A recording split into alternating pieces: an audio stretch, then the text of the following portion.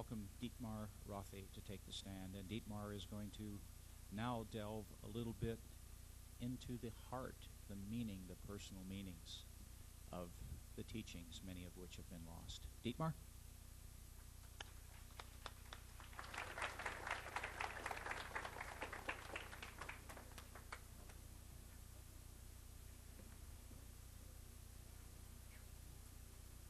Thank you, Bob. And I want to thank everybody here for being here. Spiritual wisdom and the responsibilities of life are not the most popular subjects. Nevertheless, they should be. And what I have to say to you today is perhaps the most important message you may hear in a lifetime. Now, please know that this is the first time I will be speaking publicly on a non-scientific subject. The role of being a preacher is new to me. So bear with me, and with my heavy German accent, I will speak slowly because every word is important. You may ask, what the hell does a scientist know about spiritual teachings?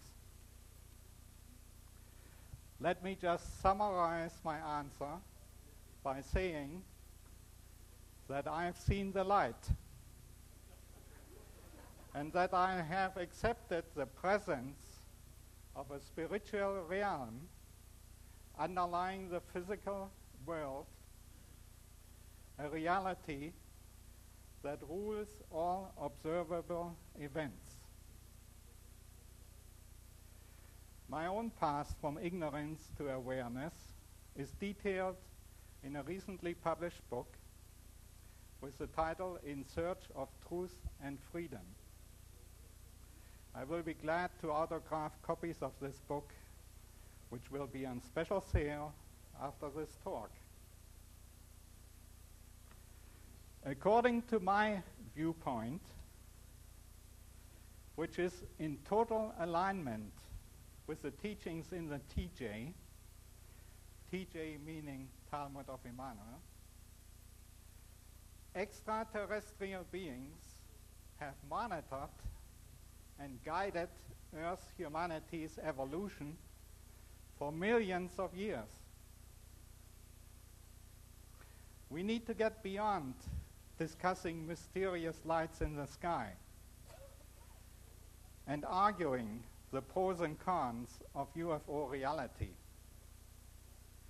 Rather, we need to accept the alien presence and learn to deal with its philosophical impact. And we need to extract meaning and value from this for our own spiritual growth. Only ignorant people with an impoverished consciousness will keep asking, is there intelligent life out there? In truth, the entire universe is alive and intelligent because the infinitely intelligent creation spirit maintains everything that exists within its consciousness. The time will come when humankind must turn around and become reacquainted with the eternal values of life. TJ 36:26. And brothers and sisters, this time is now. Emmanuel says in TJ 10:44, truly, I have not come to bring peace, but the sword of knowledge about the power of the Spirit, which dwells within humans. every one of us has an immortal spirit, which is a fragment of the universal spirit of creation. And the power of this spirit is nothing less than life. The power of the spirit. But why does Emmanuel talk about the sword of knowledge? Because it cuts through the crap.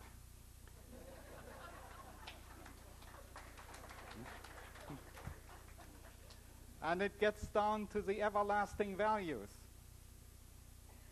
It separates the wheat from the chaff. I will reveal some of this knowledge today, but remember, in the end, it is not knowledge, but wisdom that is important.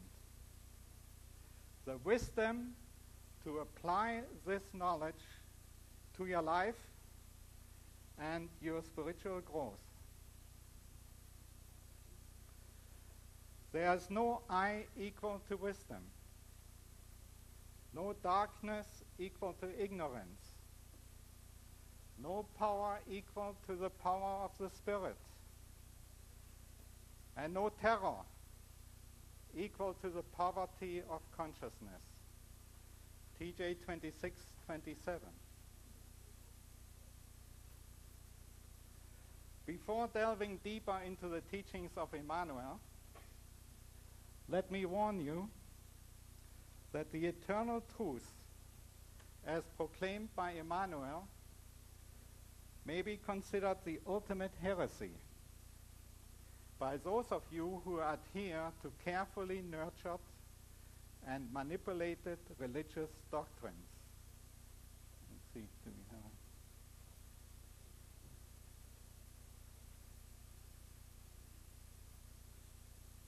slides? Let's see.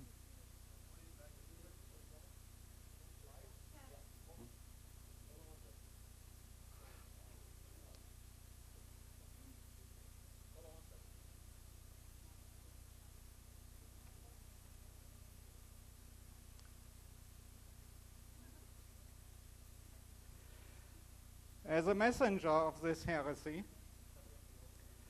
you may view me as an instant enemy or your instant friend, depending where you are on your own path of evolution.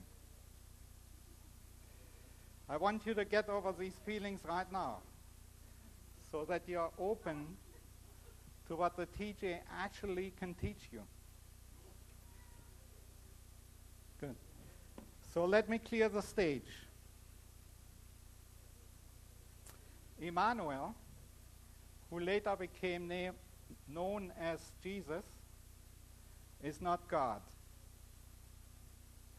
And neither of the two created the universe. And many concepts in Judeo-Christian doctrine are incompatible with Emmanuel's teachings. That's why he was nailed to the cross. Foremost among these are the concepts of sin, heaven, and hell, along with the related ideas that a person has to be saved by divine grace to get to heaven, and that God, by means of the devil, will punish unrepentant souls in hell. Truly, you will not be punished for your errors by the spirit of creation, because creation is not vindictive. There are only two fundamental sins: ignorance and poverty of consciousness. And you have to find your own salvation through conscious effort by taking responsibility for your life.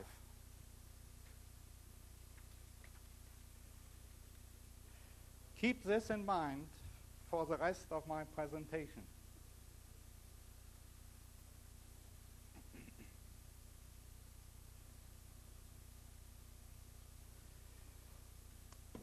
Creation is the conscious living spirit that pervades and embraces every part of the cosmos.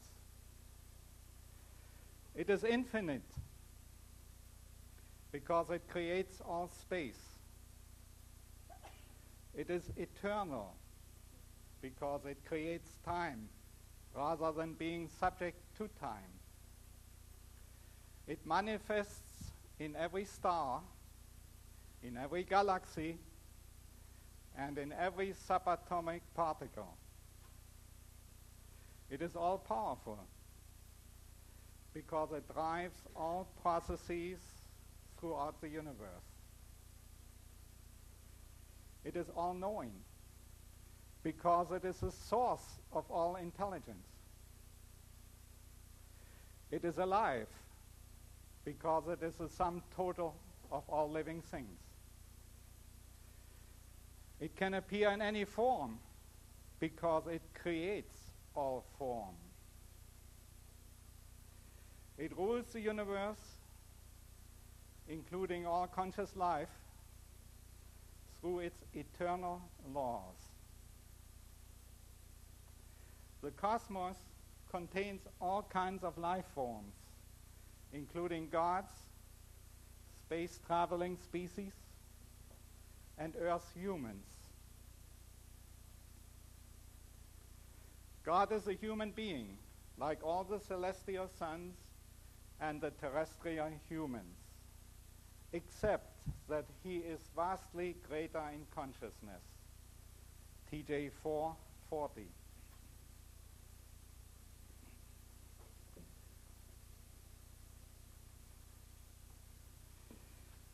Gods and their space-traveling celestial sons have come here repeatedly in the past to colonize Earth and to accelerate Earth's human evolution. Most recently, 12 to 13,000 years ago. Behold, God and his followers came from the depths of space and created here a new race and home with the early women of Earth. TJ 188. Michelangelo's version of God and his followers creating Adam is mostly symbolic, but otherwise accurate, insofar that it depicts God and his celestial sons as fully human figures and arriving from the heavens.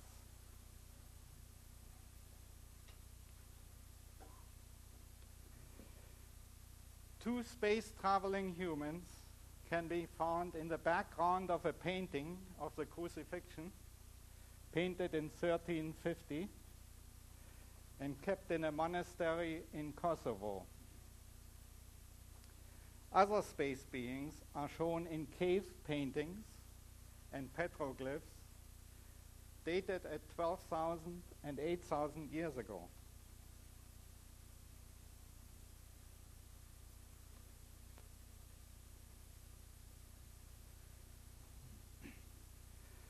Their faces shone like the sun, and their eyes looked like burning torches. They inhabited an environment of their own because the air of this earthly world would have been fatal to them. TJ 4:24. The space beings depicted on a cave wall in northern Italy are in life-supporting spacesuits and carry some kind of instrument or weapon. The being in the petroglyph from the Sahara Desert is also in a spacesuit, and disc-shaped craft can be seen in the background.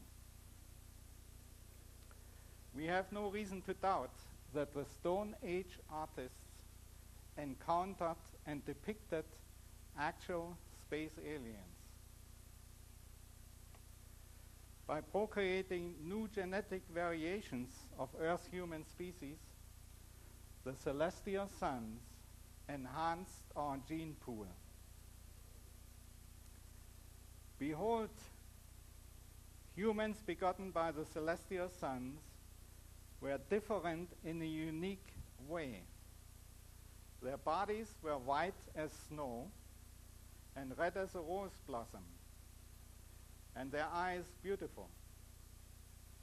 The human lineages will now retain their inherited beauty and propagate it further. TJ 4:28. Heavenly genes are still evident in some of our more beautiful people.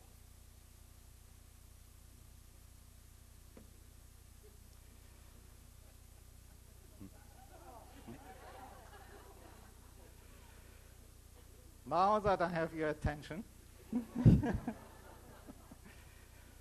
let me get to the more serious parts of the spiritual teachings.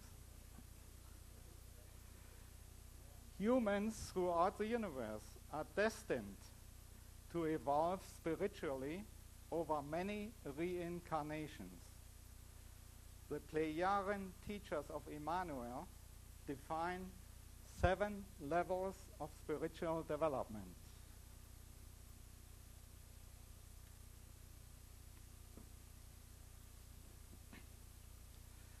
Level 1 is concerned with simple survival. Primitive thought patterns and speech develop. At level 2, rational thought is cultivated. Societies are established. We have cultural activities and primitive science. Empires rise and vanish. At level 3, the first expressions of wisdom lead to intelligent use of knowledge. Technology is used to enhance the enjoyment of human life. We also see the beginnings of space travel here. Earth's human intelligence and spiritual advancement cover a wide range within levels 2 and 3.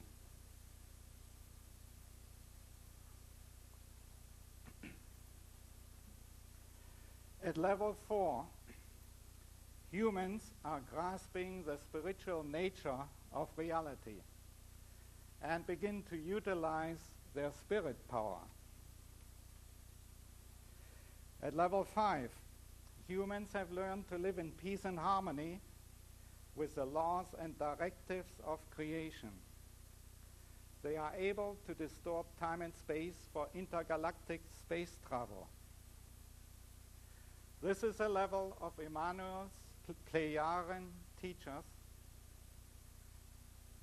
Gods come from advanced stages of this level. JHWH, Ishwish, stands for King of Wisdom. Such a god may be assigned to oversee human evolution on an entire planet. At level 6, advanced spirit forms have developed enough wisdom and power to be able to evolve further without the need of a physical body.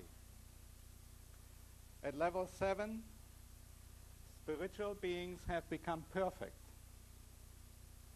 ending their journey by merging with the spirit of creation. I will now discuss the laws and directives of creation, which govern life and which allow individual spirits to evolve. The fundamental principles of the creational realm are shown here.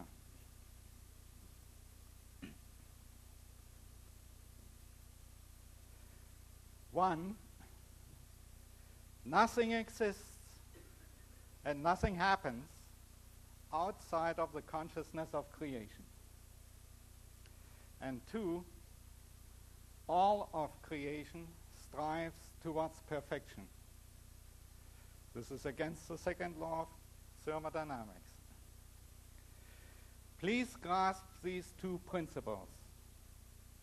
They are most significant since everything else follows logically from them.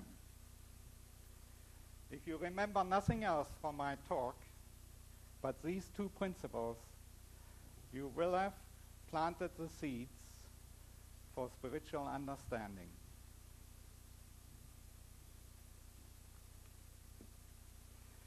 Creation evolves over eons of time according to eternal principles and laws, which I have attempted to condense into convenient sound bites here.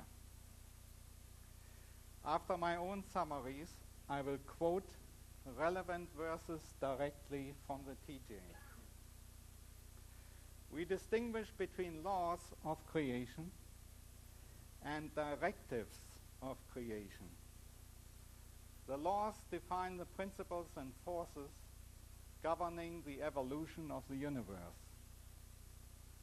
These creational forces which drive evolution are life, creativity, logic, love, and wisdom.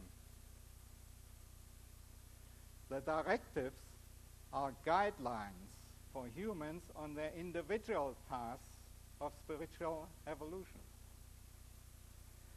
I will discuss the laws of creation first.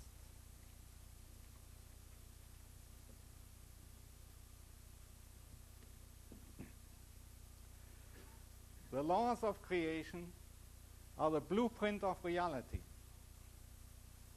They describe the way it is. The physical laws that our sciences are discovering, such as the laws of physics, chemistry, biogenetics, engineering, and so forth, form a subset of the spiritual laws of creation, because spirit controls the material world. Matter is the physical manifestation of a spiritual idea. And since the creational laws are built on logic, the physical laws must also conform to logic. Our scientists are starting to uncover many of these physical laws, but are still a long way from understanding them. I will concentrate here on the spiritual aspects of the laws of creation, and so I have arbitrarily extracted the 12 most important aspects of creation from the TJ.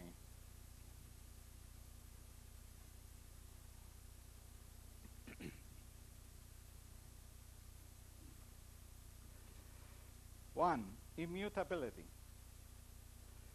Creation and its laws are eternal and unchanging. You can rely on creation. Unlike our governments, it never changes the rules. But the laws of creation are the laws of life and the spirit. Therefore, they are eternal and constant. TJ 23:43. 2, omnipresence. Creation is all and ever present. It brought forth all that exists out of itself. It is the source of all power and endows everything with spirit and life. Within itself, creation is pure spirit and therefore infinite power. because it is one within itself, and nothing exists outside of it. TJ 21:28. Omnipotence. Creation is omnipotent. In its creativity, love, logic, and wisdom, and in its spiritual power, creation stands immeasurably high above all individually existing life forms. Emmanuel preached powerfully, saying, "Behold, creation stands above humanity, above God, and above everything." TJ 34:1.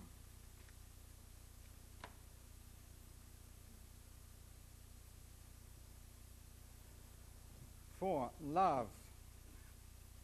Creation's love is unconditional. Truly I say to you, a love that is unlimited, constant, and unfailing is unconditional, and is a pure love, in whose fire all that is impure and evil will burn. Such a love is creation's love. TJ 32:39.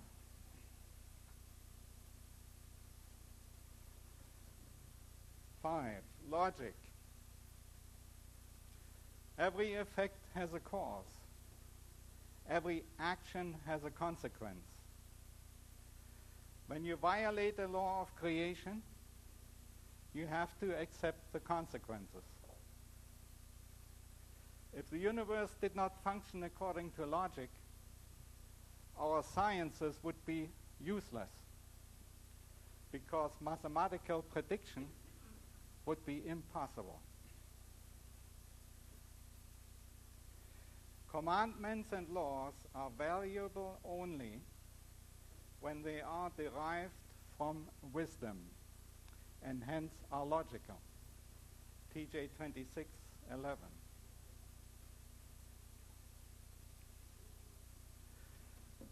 Mystery. Creation is infinitely mysterious. No person can ever know and understand the last secrets of creation by conjecture. Only when a spirit has become all-wise through the experience of a millionfold existence and is ready to merge with creation will a spirit know the last mysteries of creation.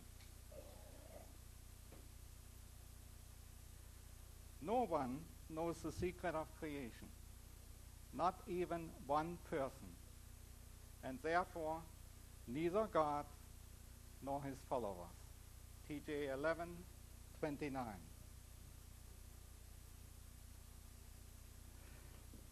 Life. The life force is the power of the Spirit. Life is. It is everywhere, because the spirit of creation is everywhere. There is no hidden meaning to life.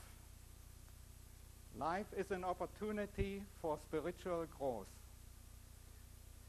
We create the meaning by the way we conduct our lives. And the power of the creational spirit within humans embodies life. TJ 10:7.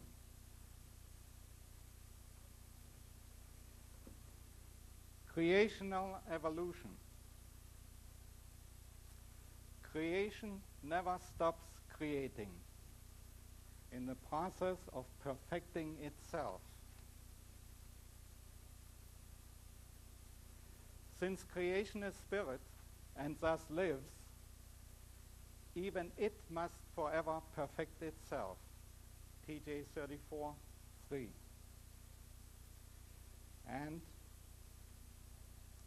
But since it is one within itself, it can perfect itself by way of its own creations through the generation of new spirit forms that dwell within humans, give them life, and evolve towards perfection through their learning.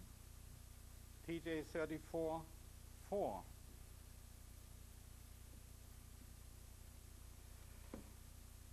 Human evolution. A human spirit expands and flourishes by enriching itself with love, logic, and wisdom.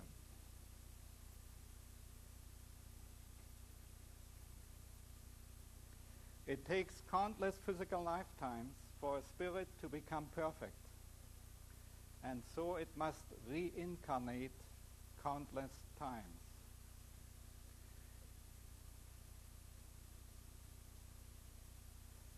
The spirit of each person is created specifically for the task of perfecting itself and gaining wisdom.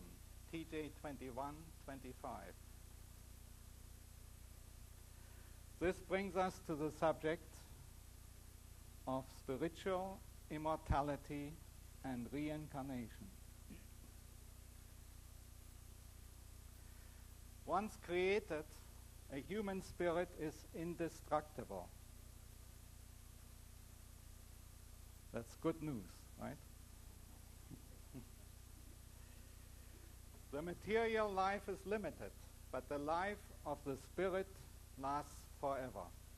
TJ 34:22. A human spirit evolves through the experience gained in many lifetimes, because the spirit can only learn through the experience of life in a physical body. Only through the circumstances of human life can humans develop and use their creational powers in consciousness and in spirit. TJ 32:25.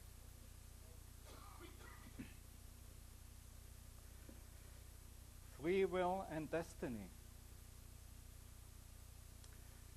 Free will allows human to learn by trial, error, and correction. Note, we don't just learn by trial and error. We must recognize the error and make correction. Creation guides the human life experience by leading a person into situations from which he or she can learn a needed lesson. Psychologist Carl Jung called these situations synchronicities. You may be familiar with these. Thus, humans live with the mission of perfecting their spirits and obtaining insight and knowledge through mistakes so that they may lead the lives for which they were destined. TJ 18:53. And thousands of lights will guide humans along their paths, provided they observe and follow them. TJ 32:31. And last but not least, the subject of justice.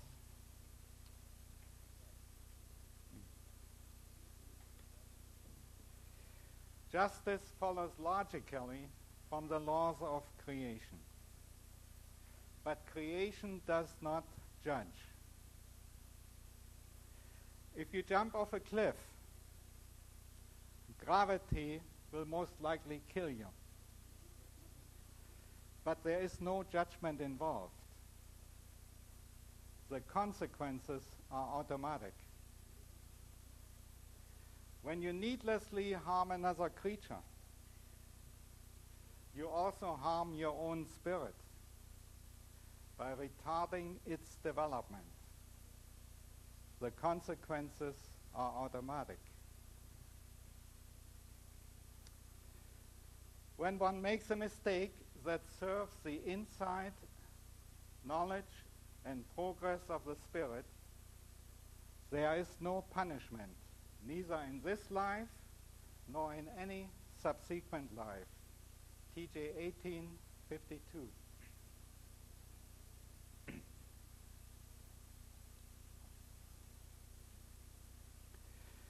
Through these laws and directives, which represent creation, humankind in its irrationality will bring cruel judgment upon itself.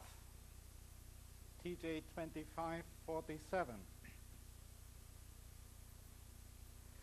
Another bit of wisdom that is rooted in this law of creation is, as you sow, you will reap. Or in street language, what goes around comes around. We may consider this the inverse golden rule. As you treat others, so they will treat you. And this is the way it is. But what is our responsibility within the grand plan of creation? For this, creation has given us two specific directives.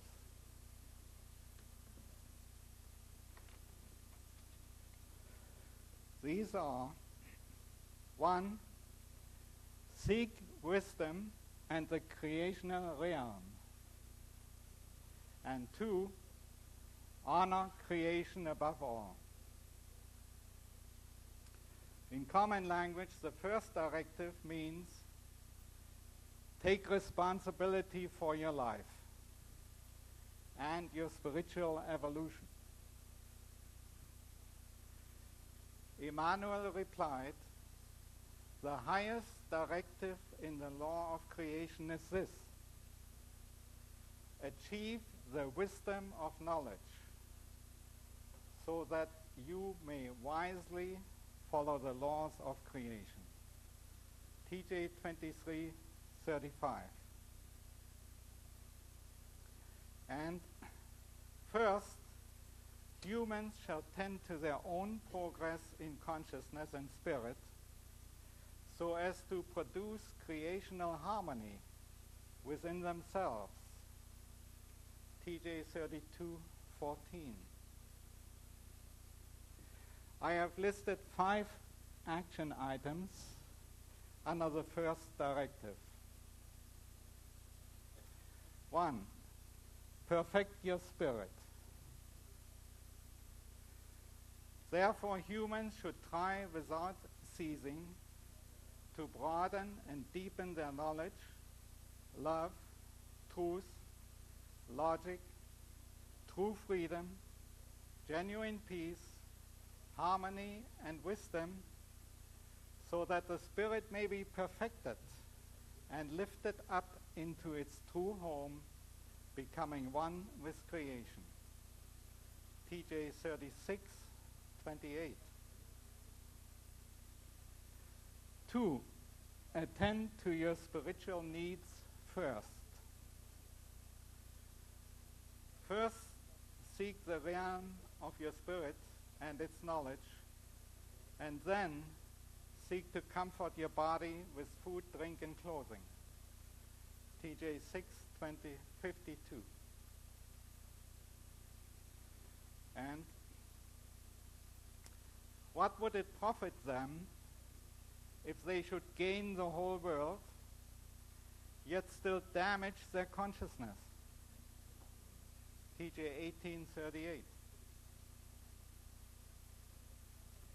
3, learn through life's experiences. Helen Keller said, life is either a daring adventure or nothing. And of course she was right. Seek new wisdom through new experiences. Humans gain experience in the use of their powers and capabilities only by trying daily to unlock them. TJ 32:26.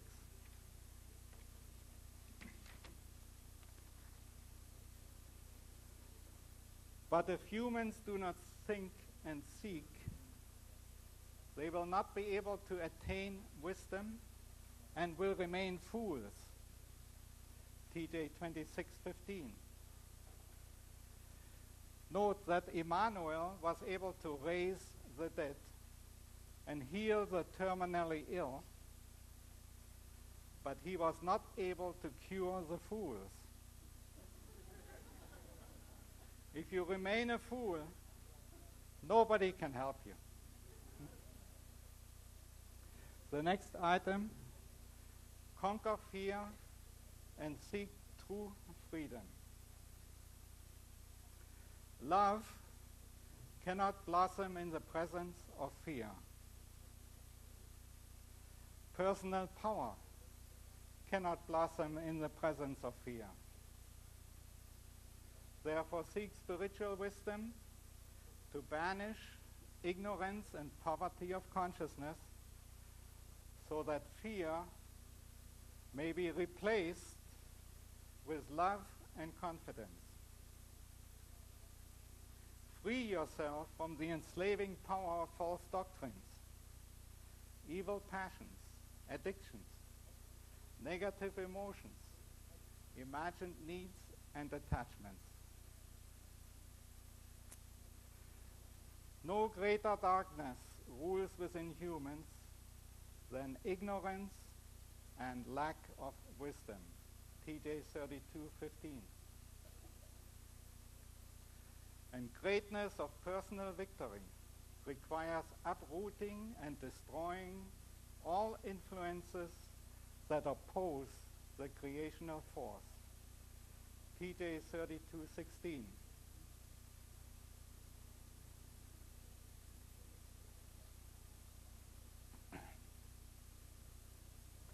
And now the last item on the left. Gain spiritual power through alignment. Develop spiritual power by aligning with creation. Create a will that is aligned with the will of creation.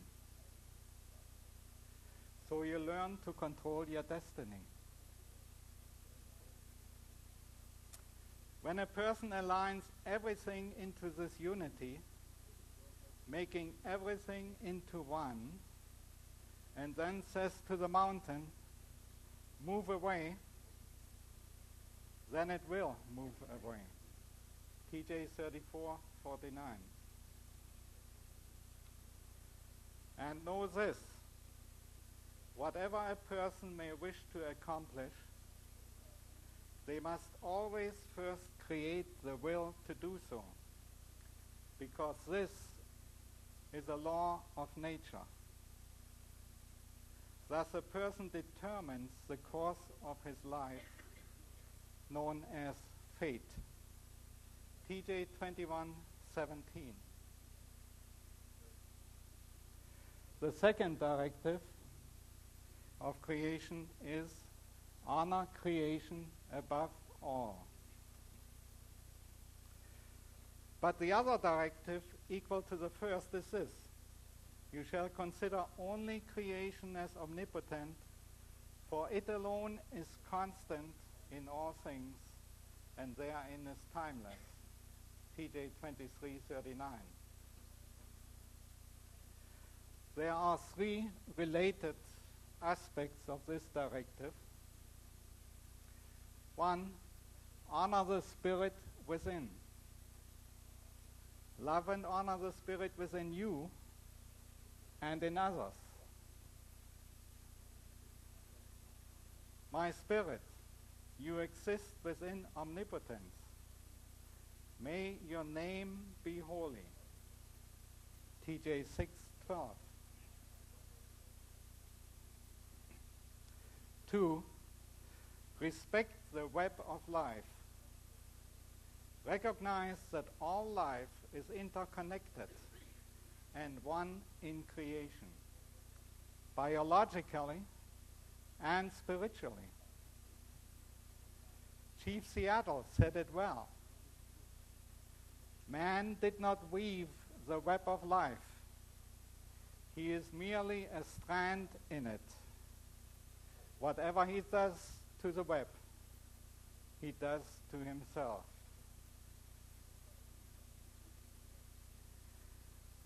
Whatever human beings do, they shall do with the awareness of creation's presence. TJ 32:12. And lastly, we have value spiritual wisdom. Because spiritual wisdom that recognizes the truth is the only true value in life. For truly I say to you, do not throw your spiritual treasure into the dirt, and do not waste it on the unworthy, because they will not thank you and will tear you apart. For their understanding is small and their spirit is weak. TJ 7:10. This takes care of the laws and directives of creation. Now, some of you will want to know what happened to the 10 Commandments that Moses brought down from Mount Sinai. The TJ acknowledges all of these commandments of God, albeit in modified form, plus some additional ones.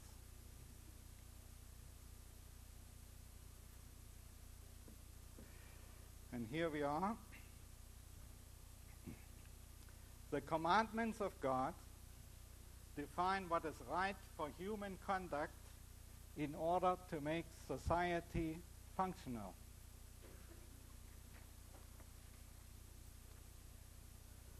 The laws of God and those of the emperor are human laws and are intended to maintain law and order among the people.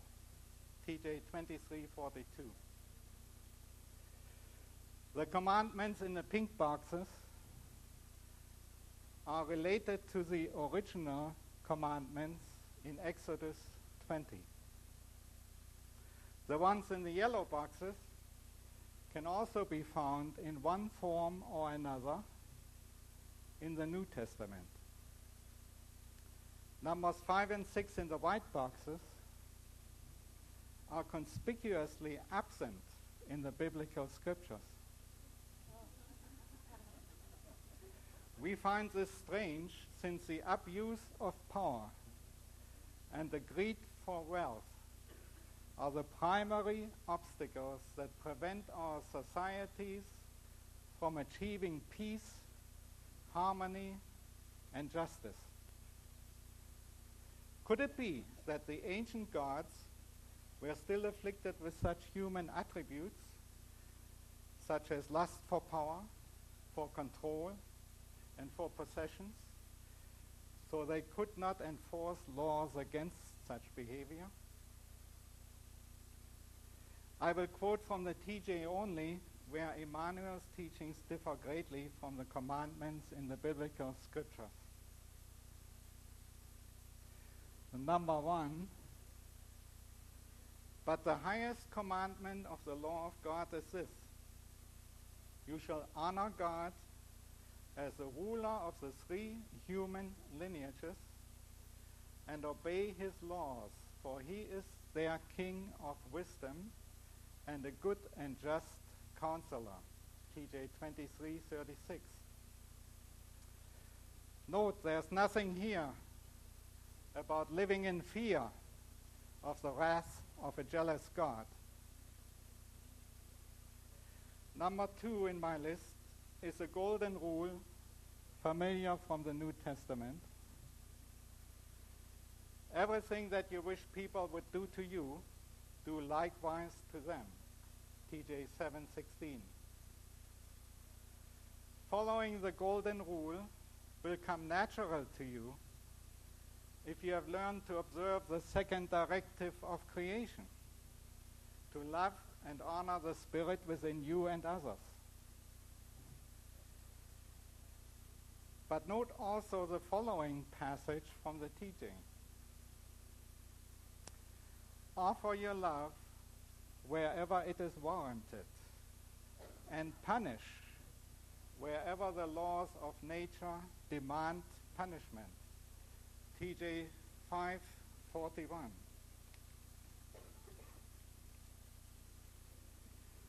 Regarding the commandment of thou shalt not kill, the TJ is also more specific. Guilty are all those who kill when not acting in self-defense. TJ 5:23. Regarding greed and abuse of power, we have: turn away from the evil of your false teachings, which you carry out with arrogance and with greed for power and fortune. TJ 3:12. The commandments about swearing and using God's name in vain is substituted by number 8, be honest and true. Let your word itself be true, and do not swear by anything. However, I say to you that you shall not swear at all. Do not swear by the heavens, because they are infinite and immeasurable. Neither swear by the earth, because it is impermanent, and so forth. TJ 5:34. Regarding number 10, the New Testament says, judge not that ye not be judged. But Emmanuel's actual statement was, judge not falsely, lest you be falsely judged. TJ 7:1. And one last comment about number 12, knowing your worth. Emmanuel says, it is unwise and foolish for people to let others consider them greater or smaller than they really are. TJ 24:14. In other words, be neither arrogant nor meek, but act according to your level of spiritual wisdom. There's nothing in the TJ about the meek inheriting the earth. The earth is destined to be ruled by wisdom, so that ignorance and poverty of consciousness will be banished, and so that love, peace, and harmony can flourish. This may not happen in our lifetime, but eventually, wise people on earth will gain the upper hand. Thank you for your attention.